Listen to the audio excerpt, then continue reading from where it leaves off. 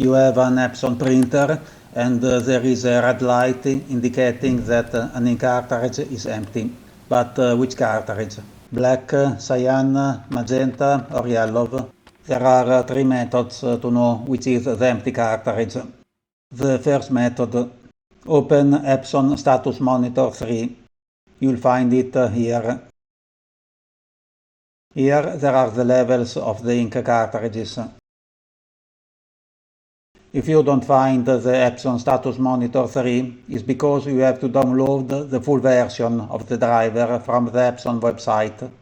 When you install a printer, if you only connect the printer with a USB cable, often you only download the quick version of the driver without Epson Status Monitor 3. So open the Epson website and download the driver for your printer. If you want, in the description there is a link to a video on this topic.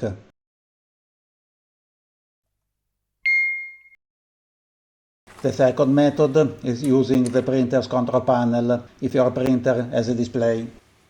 Using the left or right arrows, search for Setup.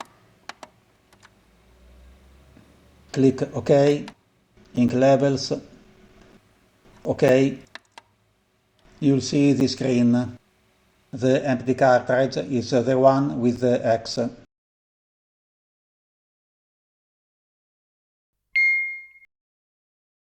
Some Epson printers, as the Workforce 2010, will indicate the empty ink cartridge.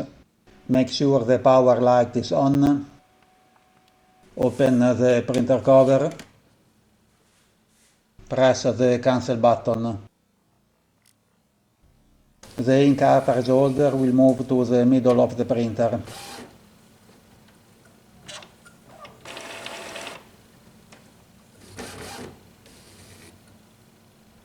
The cartridge indicated by the arrow is expanded or low, in this case black. Press the cancel button again. If more than one ink cartridge is empty, the ink cartridge holder will indicate another cartridge.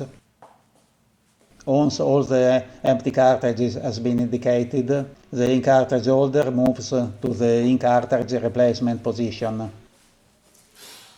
That's all.